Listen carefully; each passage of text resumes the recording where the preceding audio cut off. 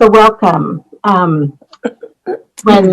Don Troyer floated the idea of a group that he might call Peril-ized with this spelling, it was probably October.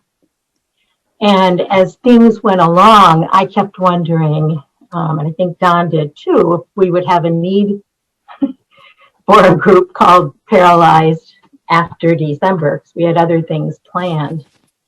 And of course, the answer is yes.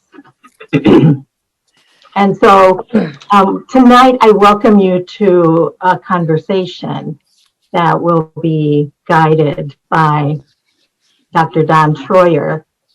And so, Don, I welcome you to begin. Thanks, Joanne. Yeah, little did we think back in October that the level of peril would continue to escalate as it has. So it's still very pertinent to talk about how outer state of peril, P-E-R-I-L, can trigger inner states of paralysis. And to look at that together tonight. And the idea of this group really was to offer an opportunity for participants to share some of their own experiences of this as a contribution to the kinship libido that we're all in this together.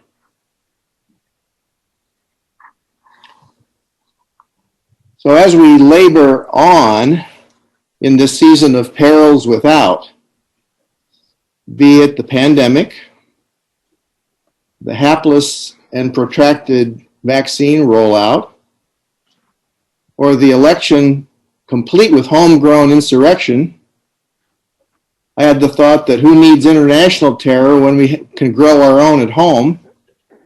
Or the insidious but accelerating effects of climate change and the egregious tragedies of racial injustice erupting in militarily suppressed protests. So we're stunned and we're reeling. We may have some sense that these current perils are inextricably superimposed on the alienations of our modern culture. Fragmented by a loss of secure identities in family and tribe, local community, faith communities, along with a lot of economic insecurity. And all these things have fueled longing for a sense of belonging and for an ideal to give purpose and identity, which has resulted in wide swaths of our population vulnerable to mass movements based in denial, paranoia, projection of the shadow, grievance, and blind trust in a charismatic leader. But knowing all this may be of little comfort in the face of assaults on the Capitol and over 400,000 of our fellow citizens dead from COVID. Jung wrote, in lunatic asylums, it's a well-known fact that patients are far more dangerous when suffering from fear than when moved by rage or hatred. So a deeper motivation for some of our current social calamities, I think, can be seen in its origin in fear. With these outer perils come companioning inner perils.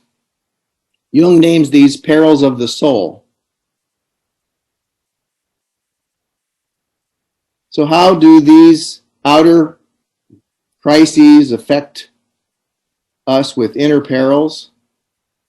With the people I'm working with, there's nearly a universal sense of heaviness, sadness, outrage, and anxiety about what could come next.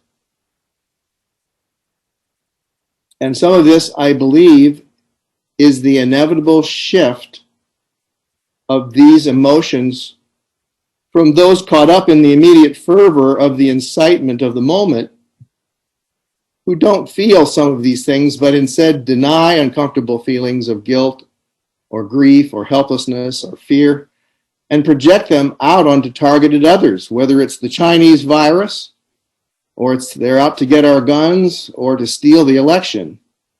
So the rest of us can't help but feel these things.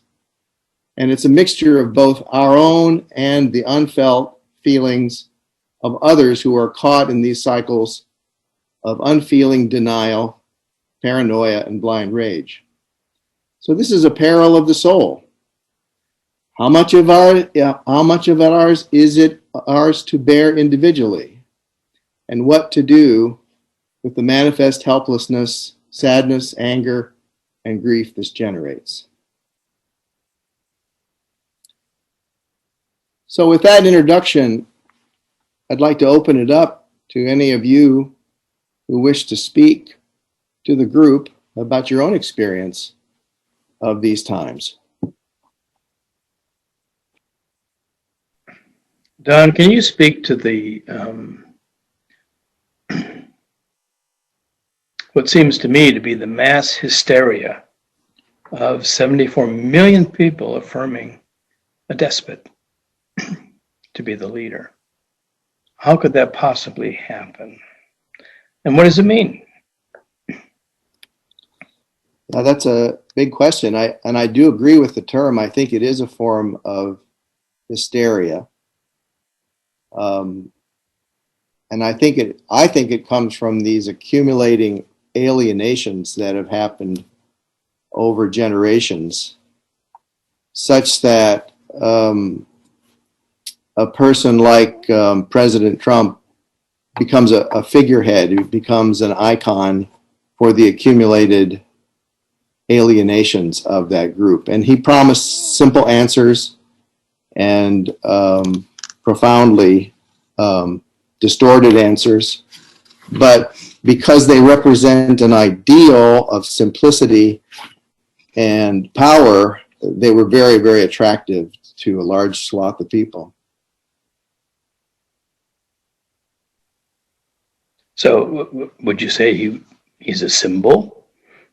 I think he functioned as a mana personality, a person who was charged with energy that was more than personal. And he did function symbolically, yes. Yeah, thank you.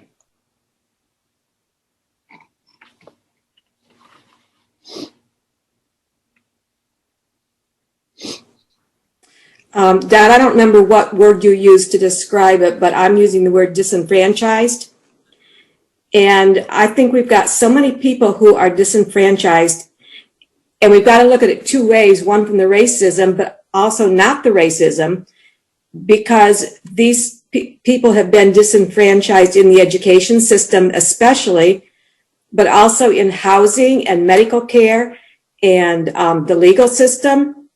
And if we're ever going to get into this, I think we have to look at this issue of disenfranchisement. I mean, even talking about our schools, and here in Michigan we have classes. Well, no, that's size. Well, we have the taxes. If you live in a high taxed area, you have a better school. And a lot of the smaller rural schools are not so well funded. And the education systems aren't so good. And I think we've got to look at the issue of why so many people are feeling disenfranchised.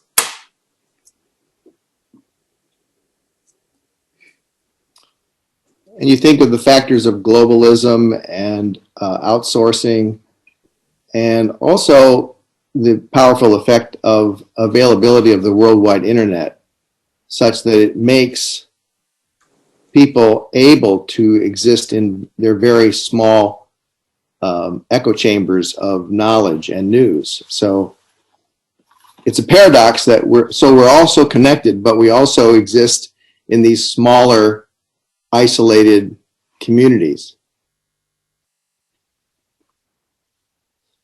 So somebody else, talk to us about how this all is affecting you. How are you doing with it? Hi, this is Catherine. After the last 2 days, yesterday and today, I really feel like I have the bends.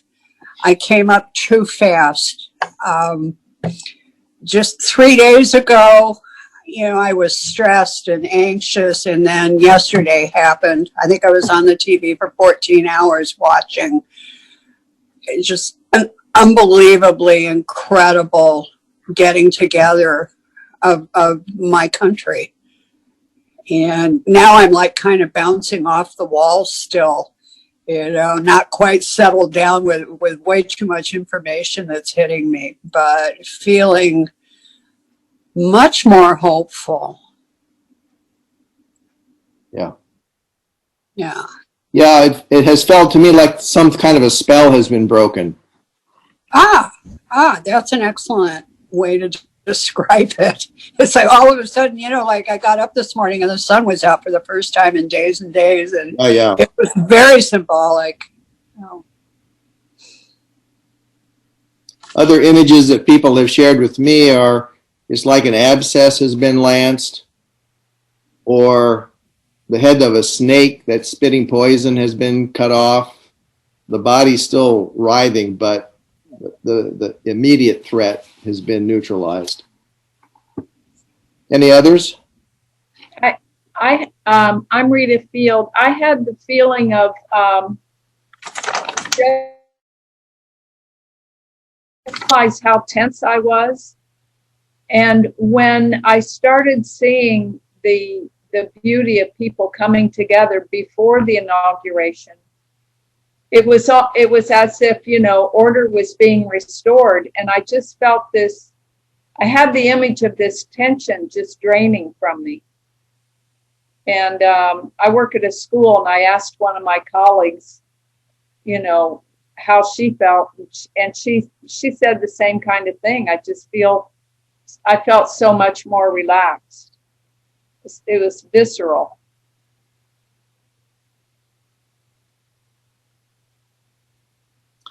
Yeah, I think so many of us have been carrying a state of hypervigilance internally, like what's going to happen next. And Yeah. it's spread out. It's very personal. I think very few people are not affected by this.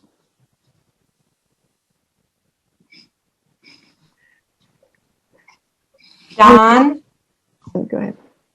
I'm Dawn O'Tony Wilhelm. Hi. Hi.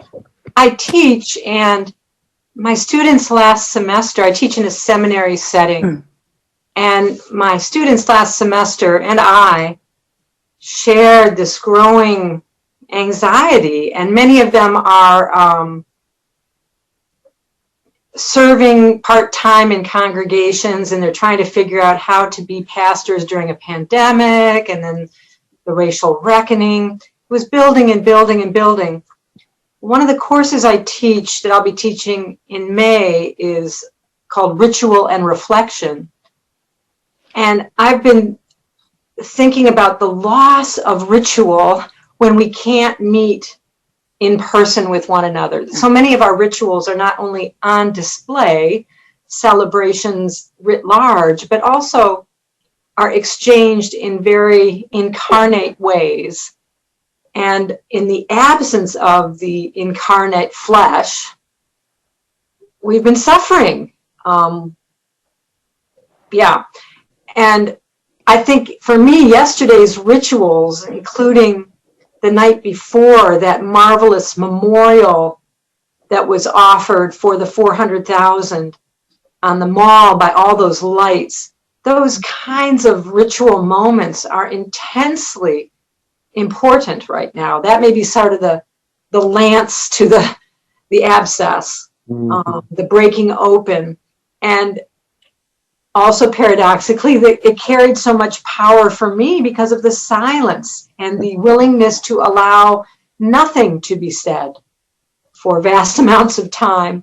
But the rituals, the movements, the gestures were enough to carry an entire nation and perhaps world that's grieving and anguished. Anyway, I'm thinking about the role of ritual and its importance for us. I know that's something, of course, that Jung cared deeply about. If there's anyone in the group, or if you want to say more about, the relationship of the symbolic to the ritual actions that we may need at this time or have been denied, perhaps, I'm curious about that. No, I think it's a powerful statement. And given the isolation that we've all suffered due to the pandemic, it's robbed us of many of the group ritual processes that people rely on, and maybe didn't realize how much they relied on them until they weren't there. So I think it's an important point. And how important the inauguration as a ritual is to the culture. I agree with that very much.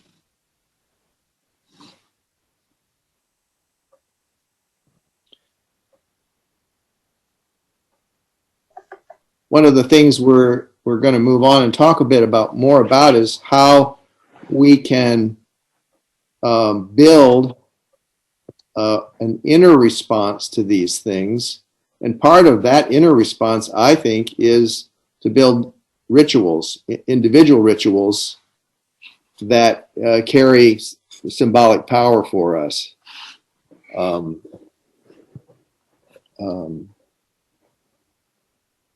We could talk some more about that a little later, but some of it can be done individually as well as the importance of group ritual. Well, I, for one, would be really very interested in looking forward to how we can, whether it be ritual or whatever, create some kind of a way, because we're not through this yet. I mean, oh no, we still have, we're halfway, if that. So a way of being conscious of the stresses that we've done so far, unpack the feelings, and so on. But how to work with those, whether I think it's probably different and more difficult for those who live alone. I happen to be part of a retirement community, what we can do together, even though we're distanced, the kind of things that will build the spirit of hope, the spirit of compassion among us, sensitivity, empathy, all of those things.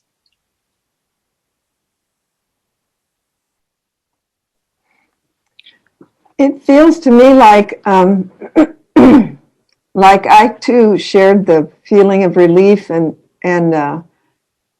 hope, but I also feel like those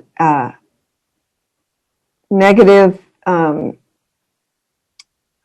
malevolent forces, they haven't gone away. They've just sort of gone out of sight a little bit, sunk down. And so I don't know if there is anything to do to deal with that in the collective psyche, because it's all still there, One of the other obvious stressors of the current time is, for our extroverted culture, is people are forced to spend more time alone or in small groups.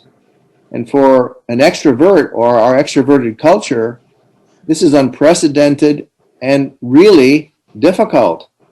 If you're forced to be by yourself and you're not used to it. And many times I think that can kick loose some of these darker psychological forces that are latent in all of us. But when they are not distracted by being busy and being with people and doing outer rituals, they kind of catch up to people, and then they become vulnerable to be taken over by some of these energies. And as Jung says in some of the quotes I left for you, they join a mob. They're much more vulnerable to form a mob. Or as David Brooks said in a recent column, unreason is a monstrous beast. So those of us who are introverted, I think initially with the pandemic, we probably thought, hey, this is great. Finally, get a little more time by myself, But it comes with certain kinds of responsibilities, I think, to do our work, our inner work, whether that's dream work. We should know something about that. Journaling, some other kind of ritual process, yoga, meditation, prayer, paying attention to these inner currents within ourselves becomes an important contribution. You remember Jung's story of the rainmaker? Does everybody remember that one? Basically, the story is that if one person can be in the right order with himself and the land, the whole land benefits. So we shouldn't underestimate the contribution of our individual rituals and attention to our own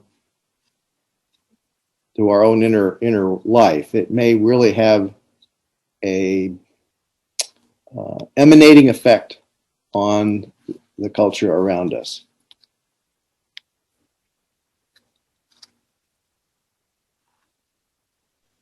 Don, it's Catherine. Yeah. Somewhere along the road in my travels, I recall hearing Marie-Louise von Franz state something to the effect of the most important political socioeconomic contribution that I can make is to keep my shadow out of the collective. Take care of your own shadow, eh? Being in an analysis all those years, and that one, I have to laugh, being isolated at home alone kind of made that easier. I could do shadow work at home, but wise words, I think.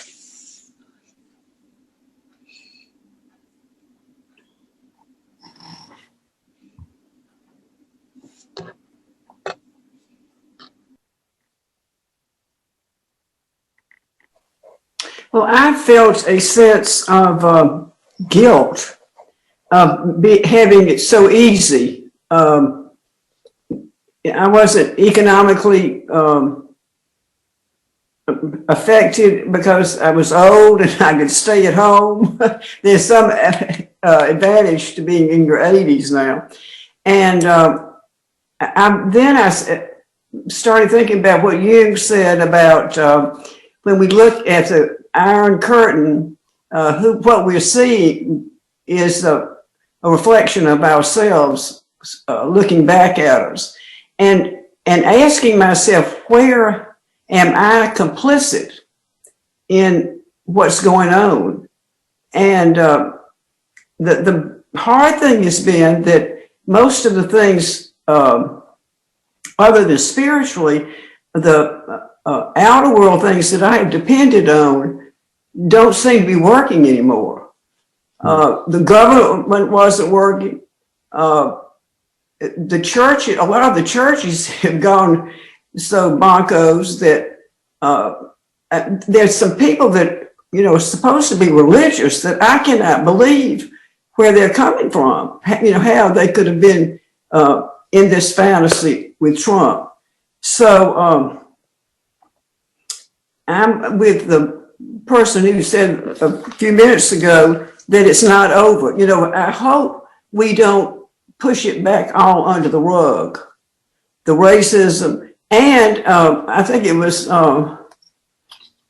Marlon who said that it's this disenfranchisement of poorer whites who have a long history, being from the South and studying history, that a lot of the poor whites were disenfranchised from the time they got here into this country. And they're carrying that same shadow with them.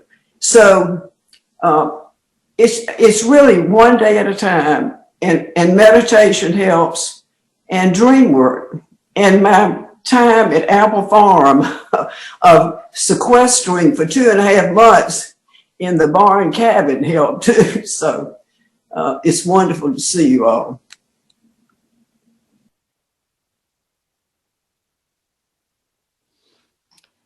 Well, Jung reminds us that these potentials for shadow energies are within every person. You know, they're not isolated to just one group of people. Let me read you a quote from something he wrote in 1937. Beneath all shyness, shame, and tact, there is a secret fear of the unknown, perils of the soul. There is indeed reason enough for a person to be afraid of the impersonal forces lurking in the unconscious. We are blissfully unconscious of these forms because they never or almost never appear in our personal relations or under ordinary circumstances. But as people crowd together and form a mob, then the dynamics of the collective man are let loose.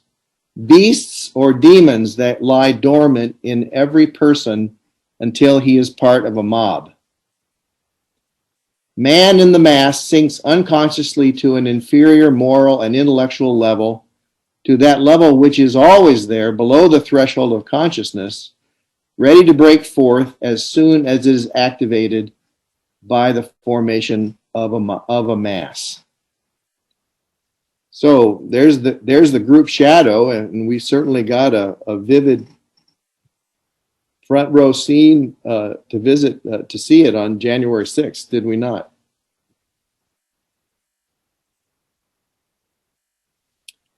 Jung also wrote, "Our world is shot through with waves of uneasiness and fear."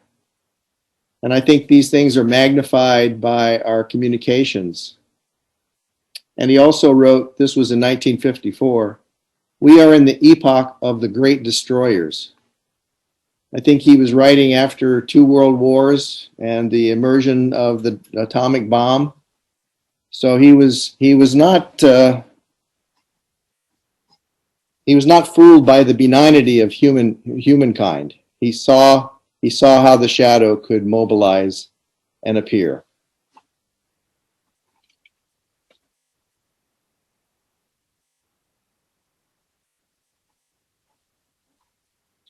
And he did encourage us, as you mentioned, that one thing we can do is keep connection with our own shadows, keep working with our own when we become aware of those elements.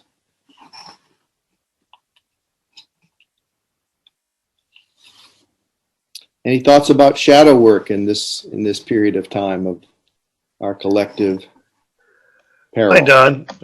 John Stempian. Yeah, Hi. Your quote reminded me of some responses from the people who stormed the Capitol building post-wise after they were arrested.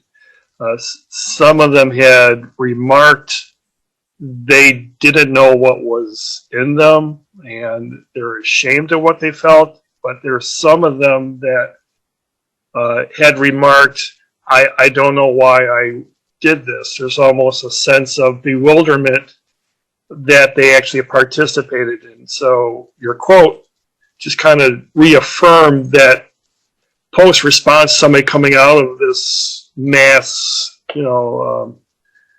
possession. So the quote just reminded me of that. Yeah. Yeah, I think it is an altered state of consciousness, not unlike a mass psychosis, temporary madness.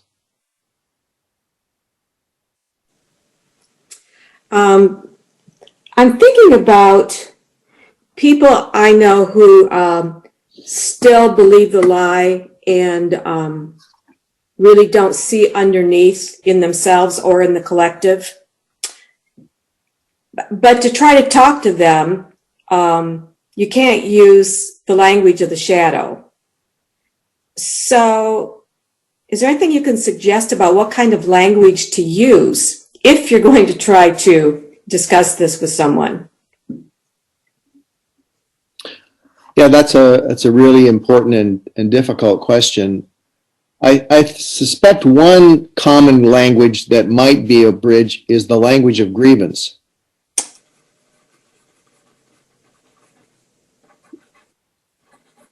We all have our grievances, but if you can hear the fear and the grievance underneath whatever the overt slogan or shouting is, of course, you have to get closer to people, usually, to have them connect to that and share it. But if you can understand what they're suffering, their pain, their trauma, their perceived or real, you may have a capacity to make a more human link.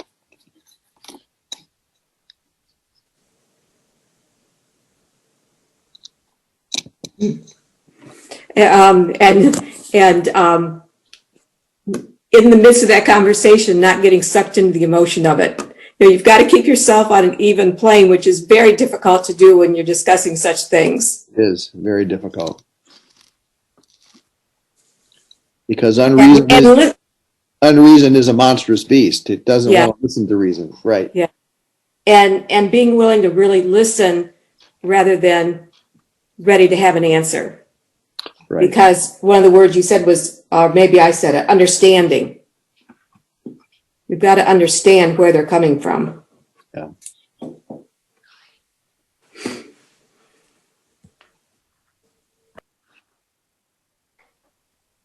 I think also to admit our own fear, that, you know, because it's so easy to get angry and self-righteous, but that it frightens us, you know, that this is happening.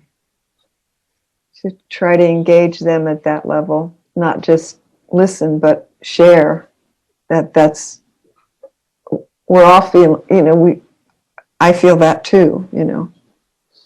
Well, that brings up an important thing that I've encountered in many people, and that is a sense of de-idealization about what they thought the nation was. The country they thought they belonged to, they thought this could never happen. Now we're having to reorder that assumption, and it's a huge loss for many people.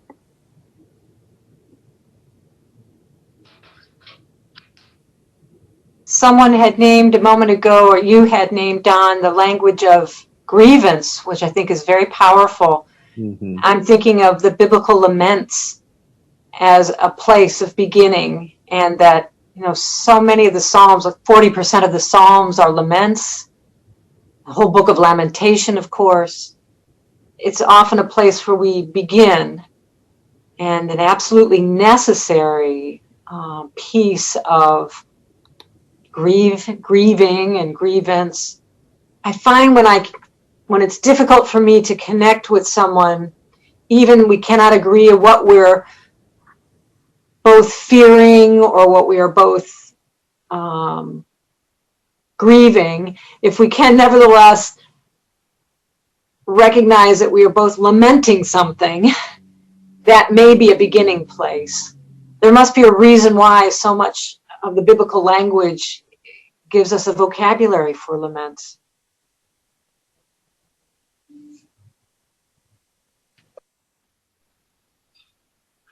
And I suspect that the capacity to genuinely grieve is connected to our capacity for humility. Because many times grievance turns into aggression, right? I'm the injured party, so I deserve retribution and or justice.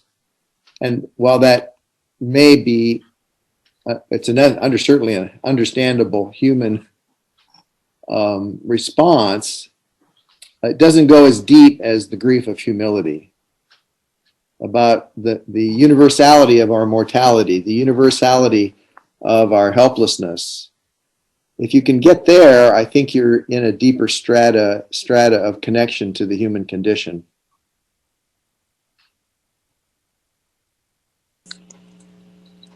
I think that perhaps I should start by confessing that there's a lazy part of me that just wants things to be okay, and I don't want the disturbance, the chaos, none of that. I just want things to be smooth, and that's not realistic right now. And a part of me, I just don't want to do the work. Now, I'm just being honest about it. I return to work tomorrow. I work at a Kroger store 3 days a week. And of course, I've been retired for years from the school system, and I've gone back to work 3 days a week. And my name was placed on a list to watch the door and see who's coming in without a mask. And you offer them a mask. And my first response that you got to be kidding. I'm not going out there and offering anybody anything. And I'm not getting into any confrontations with anybody about any mask or anything like that. I mean, my mind was just coming up with all kind of excuses. And I'm too old for that. And it's too cold out there in the foyer. And they got young people in here. I can't believe, but I guess I can believe how worked up I don't know, but a part of me I just don't want to, I guess I just want to hide and don't want to be bothered, with all of that. And this morning, I got a call from a young man who was all upset because of a dream that he had. And there's some people remember that I was in a dream group once upon a time, and they'll remember if they have a disturbing dream, they'll give me a call. And I told him, I said, your dream helped me probably more than you, because I was friends with both of his parents, and his father died last year and his mother died since the pandemic started. She was close to 90. And in his dream, she's just soon as the dream opened, she said to him, it's going to be all right. Everything is going to be all right. He was standing in front of a 7-Eleven, and he says immediately after she said that, a tornado came, picked him up. He was in his car, took him way up in the eye of the storm and landed him 100 miles from that. And he said, I was trying to wake myself up, but I couldn't wake myself up. And I'm thinking, okay, I'm focusing on everything is going to be all right, but you got to go through the storm. You got, you know what I'm saying? And he said, he's in the car for protection, and the car landed, and I thought, oh, this is powerful. It's a powerful message for me. This everything is going to be all right. Cause I was thinking yesterday when I was coming home from the dentist and listening to the inauguration on the radio there on the Sirius XM in the car, that wow, they think that everything is calm now and everything gonna be all right. But a part of me says, the worst is yet to come. And I'm thinking, you can't be that negative, Ophelia. You gotta be positive. But all of these different emotions had me really jacked up there for a minute. And to hear his dream, and just if I could just remember the part, it's gonna be all right. And coming from the feminine, and I don't know, I'm gonna stop right there. But I'm listening. Tonight I almost forgot. Well, I did forget, but I got a message from got a text from Catherine. It's like, oh my God, let me get myself together, because perhaps I'll hear something that's gonna shake me into some good space before I head to work tomorrow, because I've been off since Monday. I'm gonna stop right there. Yeah. Thanks so much for that, Ophelia. Yeah, I think we can all relate. I appreciate your honesty, and we can also all relate to how our lives have been interrupted, and we don't like it one bit. And people react to that kind of interruption, obstacle, cross the path in different ways. But that's a universal experience. We're all frustrated and angry that we have to make these adjustments. It shouldn't be this way. That's how most of us feel. Something's wrong.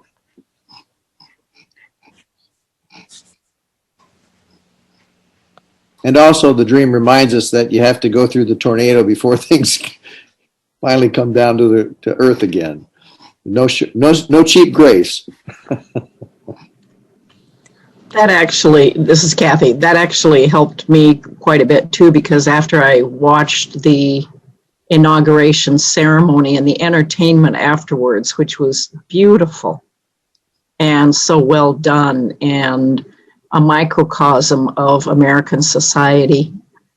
And I went to bed just feeling so calm and peaceful. And I got up this morning and already they're talking about the divisiveness that still exists within the Senate, and McCarthy has changed his mind and blah, blah, blah, and it goes on, and you think, oh, when is it going to end? When are we going to finally achieve some peace? And the worst is yet to come, but I agree with Ophelia that we're going to be all right. We're going to get through it. It's not going to be very much fun, but we'll make it.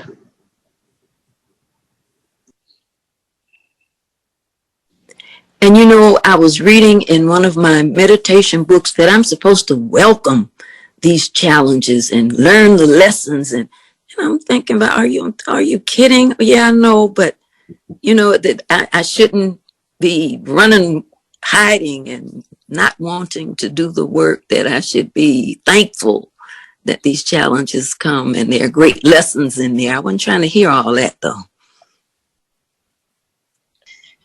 I think the phrase "no cheap grace" is the best thing I heard tonight. Thank you for that. Well,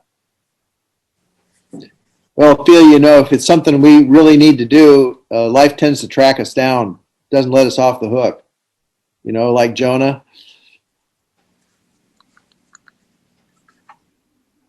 I have a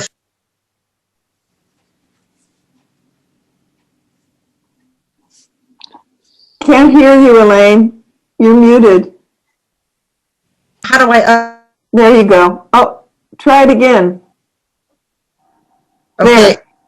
There. You can hear me now? Yeah. Yeah. Okay. Still? Yeah. Hear me? Yeah. Okay. Then I like some of the things that several people have said, but I think we're fooling ourselves if we think there is an end to this, because there isn't. Division is going to be eternal, and grievance is always going to be eternal. And when we think of worse days to come, I believe that they will. I think this is just the beginning of troubles. And so I thought of something earlier that I wanted to say, and of course I can't remember it.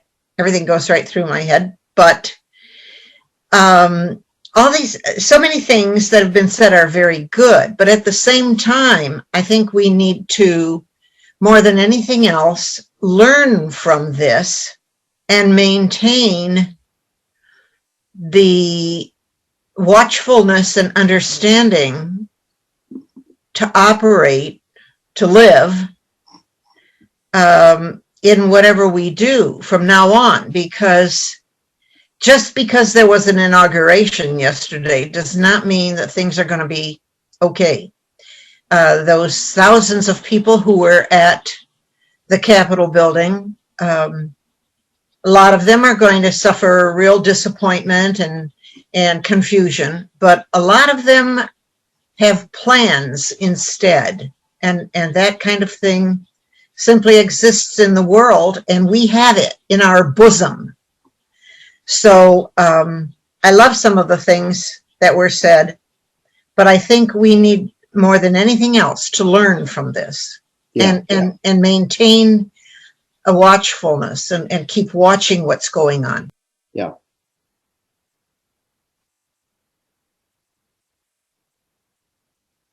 Well, I agree with that very much. And in that context, I want to share, another piece that Jung wrote about what he calls the secret. I think it's pertinent to our discussion because when people get caught up in the paralysis of outer perils, they may lose these connections to their groundedness. They may get swept along, and it can disturb our own rhythms. You know, we lose sleep, we lose our appetite, we get thrown off our own rhythms, and that's destabilizing. So here's what Jung had to say about the secret.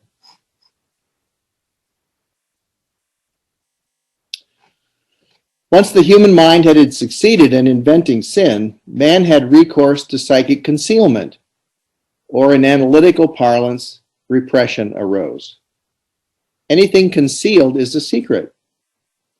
The possession of secrets acts like a psychic poison that alienates their possessor from the community. In small doses, this poison may be an invaluable medicament, even an essential precondition of individual differentiation. So much so that even on the primitive level, man feels an irresistible need to invent secrets. Their possession safeguards him from dissolving in the featureless flow of unconscious community life, and thus from deadly peril to his soul. Now, there's a lot in that, but I think he's pointing out to a piece of human experience that when you become aware of your separateness from the community, whether it's your family of origin or your group or your tribe or your peers or your cohort growing up, where you realize that you're an individual and you have certain kinds of experiences or thoughts or feelings that are yours alone.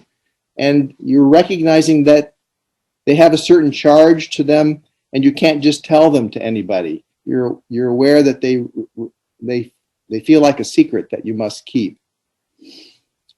Probably most of you remember the story about Jung as a boy, where he created this little mannequin and he carefully put it in a matchbox and hid it in the attic. He didn't know why he did this, but it was an important secret that only he knew about. The piece of his soul experience that guarded something of his individuality.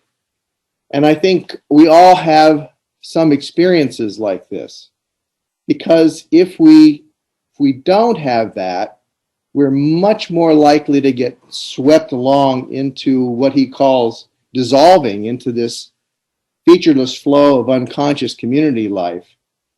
And that it's a peril to the individuality of our soul that needs certain kinds of distinctness and unique experience and individuality that community life, as important as it is, doesn't replace. So I wanted to share that because I think paying attention to our secret sort of inner life, whatever those secrets are, becomes an especially important duty during a pandemic time and these perilous times. So I wanted to pass that along to you and see if you had any thoughts or responses to that.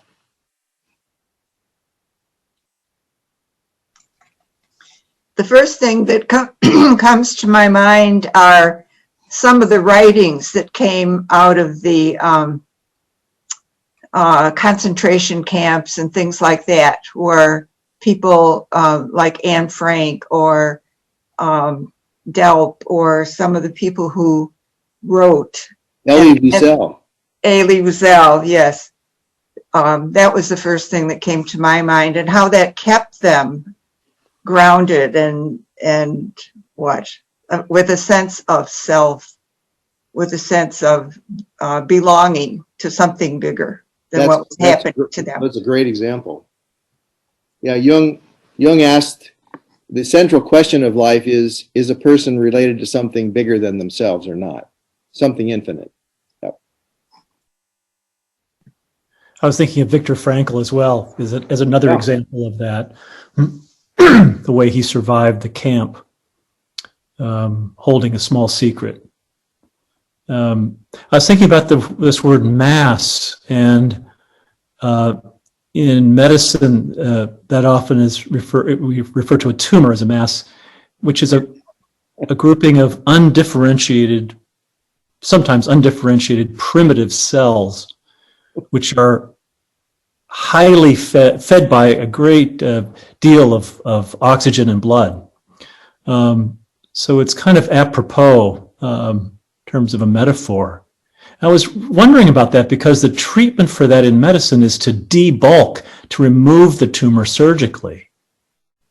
Cut it out. Yeah. Cut it out. Almost an alchemical pronouncement that it's debris that needs to be simply discarded. Yes. And yet we can't do that exactly with our brothers and sisters and with the parts of ourselves which are cancerous, mass-like. So that leaves me with that question. Yeah. Yeah. Well, that's a great analogy, Brian. That's going to be worth thinking about. But one thing that masses do is they don't respect boundaries, right? They override cell boundaries and organ boundaries and create havoc. So it strikes me that one response is to restore boundaries, is to shore up boundaries, and insist on boundaries. So boundaries may be part of the answer, at least. Mm-hmm. And just riffing off this wonderful metaphor too, the extraction does take a precision instrument that cuts through too, right? So That's to right. have a fine sense of discrimination, to discriminate and cut through. You need discrimination. Well put, John. The other thing I thought about with the secret is there's also the need to reveal to ourselves and to other people if we're keeping a secret about. It's like we have to have some things secret, but if we hide from ourselves the truth of who we are, or try to hide from other people, I mean that's the first phase of therapy is confession, where you actually reveal your secrets, so that they're not festering. So that's the other side of secrets. You can't. I think that's what the quote meant when it said too much is poison. Right. Yeah, there's a delicate balance, isn't there? Mm-hmm. Whether you're cutting out tumors or deciding how much of a secret to share with a trusted person.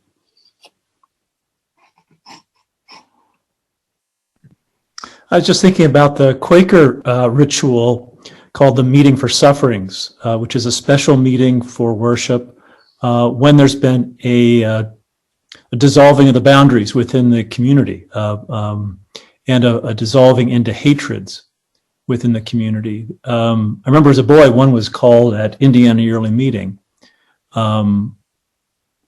And this is a hopefully safe space in which people can confess their secrets, usually their secret hatreds of one another. And it's a kind of way to become human again, and make the human connection, not the psychotic connection, the monstrous connection. And I was thinking that, in a Quaker meeting or maybe in a democracy, we actually need individuals. We can't really function when there's too much of a mass. And it's very difficult, of course, because we all regress. And but anyway, I was just thinking about this ritual that the Quakers have held. And I'm reminded of the rituals I grew up with where you had to review your life and confess your sins before you entered foot washing as a preparation for communion, which was once or twice a year. So their confession is related to sharing secrets and purifying oneself to be, again, restored to proper relation in the community or maintain a proper relation.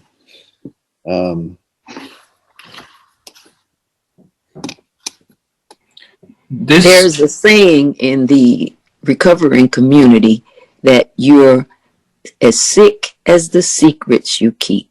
Oh, right.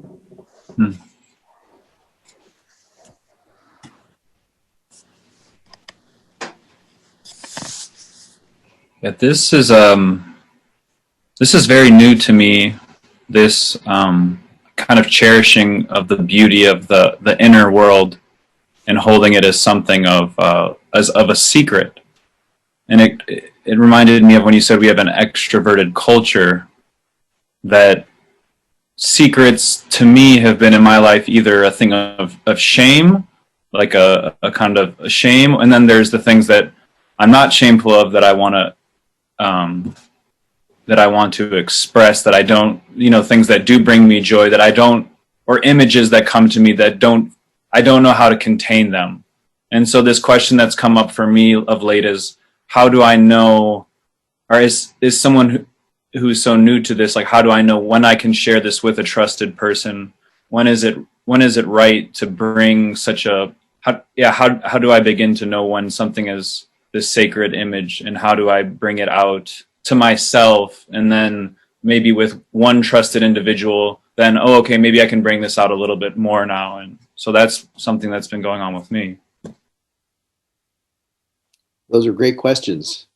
And I think that does require discrimination and patience and time, but recognizing that some of your inner life is unique and precious, and maybe you don't even have all the words for it. So it's emerging in you, is a very important thing to tend, and realize that your inner life may not be like other people's, that you're distinct. And so valuing that in some way, whatever form that takes, whether it's being, taking time for yourself, keeping a journal, meditating, dream work, retreats, but not continually be only the person you are when you're out in the community in groups, and not only being in those social roles.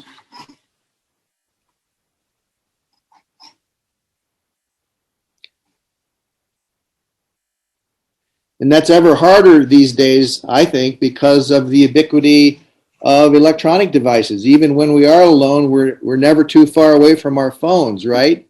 So it's often really hard, particularly for younger people, to extract themselves from that constant feedback of new information coming in and being entertained and distracted. That's a huge problem in our culture today. We're sort of addicted to continual stimulation. One thing that has not come up tonight is death and dying. Of the reality of the time and of these chaotic pieces is that certain images of what we think America's about is dying, for some people dead. I've had several friends die. Yes. And because of the pandemic, or because they were old and it was time.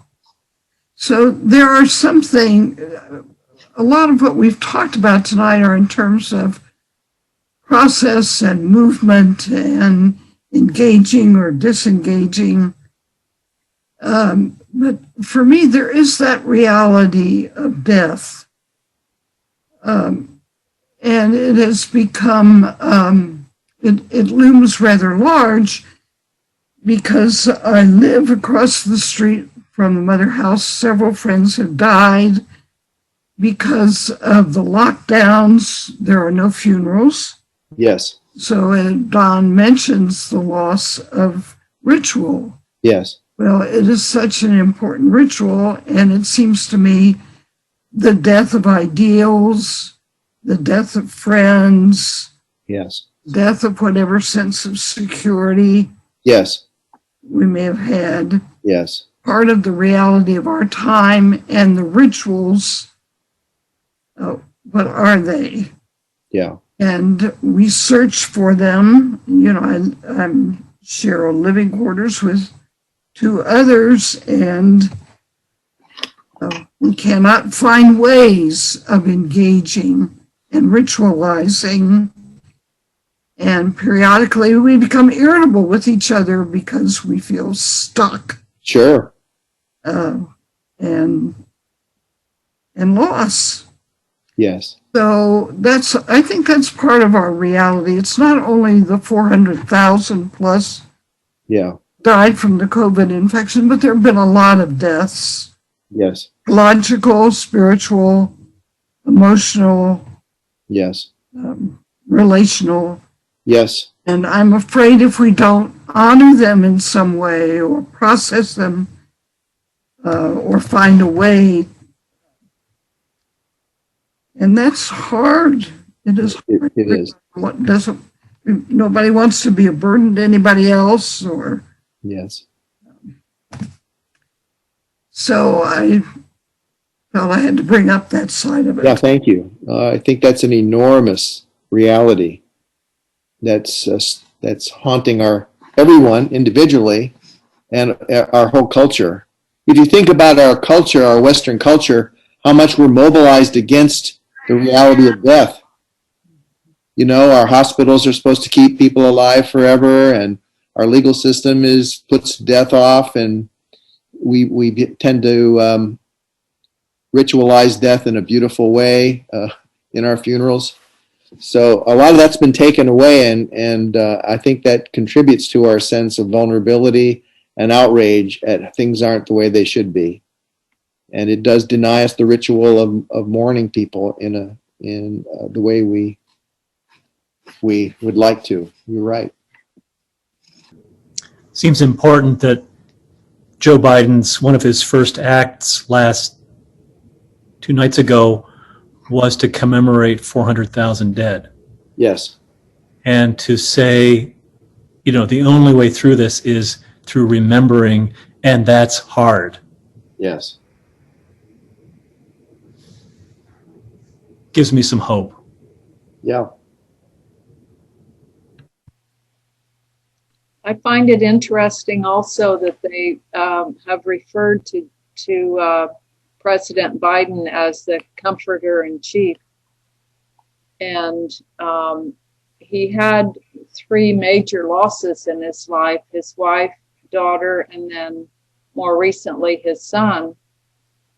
And he truly understands loss, and you can see it in the way that he responds to people who are grieving.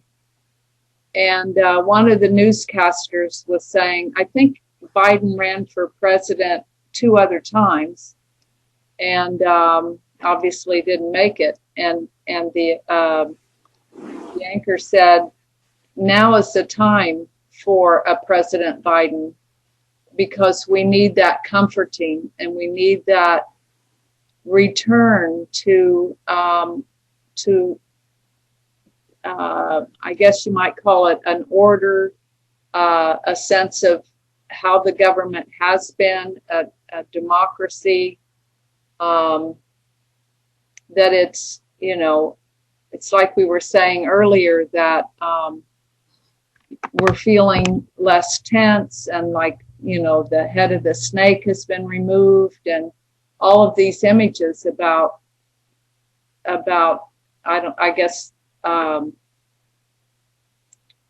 evil, I don't know what else to call it, has been removed, and now we're kind of coming back. But in that process, we're mourning the loss of the 400,000 plus, and we're mourning other things as well. And the person in charge now is someone who understands loss.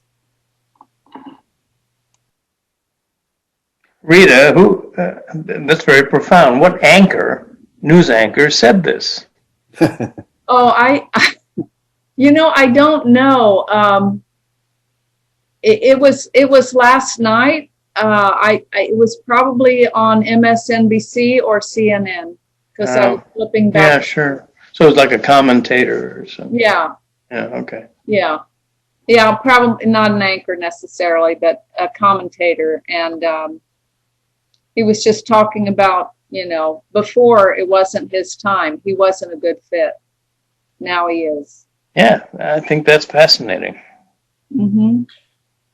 And if you contrast that to a kind of personality who can never lose, who never suffers loss, who can never grieve and be humble about that, it creates a kind of unholy need to always win and never concede and never join in with the human experience of grief.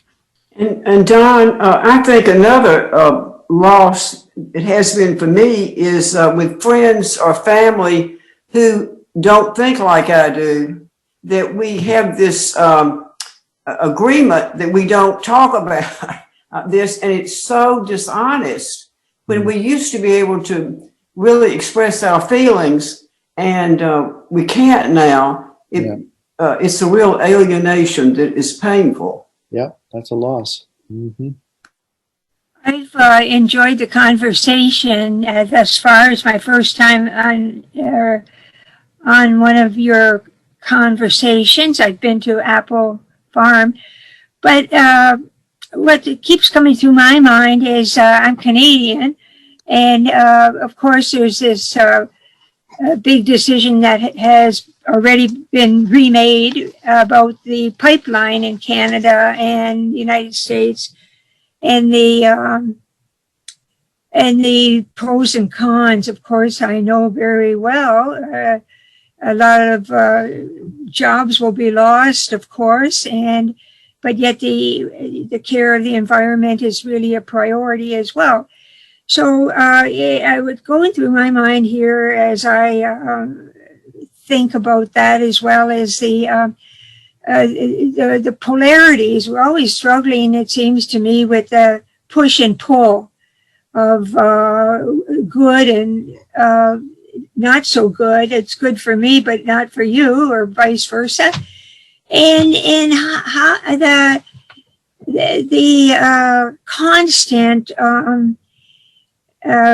call there is to have to work together to compromise, and what is the greater good for the whole. Yes. Can you say anything more about that? No, I think you're right. This awareness of the greater good, the greater of the whole, as opposed to winning and losing between factions. I think it's a great point to be reminded of. Well, I have something to add to this. I'm an environmental guy, and so, of course, my view is that the Alberta tar sands are a miserable source of energy. They're very dirty. It's not the way to go, not even as a bridge to a more renewable future.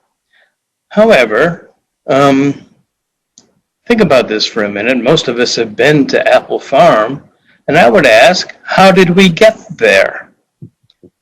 We drove, we flew, I don't know, nobody walked, I don't think. I did. Yeah, Don, yes, you, I'm sorry, yes, you did. So I'm thinking the farm ought to invest in some sort of charging stations for electric vehicles. Oh. It's a far more sustainable way to get there in the first place. That's a good point. There. Thank you, Tom. And I should say, so I'm the treasurer of the farm, so to do charging stations takes money, and so I hope you'll all contribute to this cause to have charging stations at the farm. If you do that, I'll buy a Tesla, and I'll get there that way. Yeah, thank you for your transparency and not keeping that a secret. We were talking about discrimination and cutting through, and there's masculine discrimination at its best, right?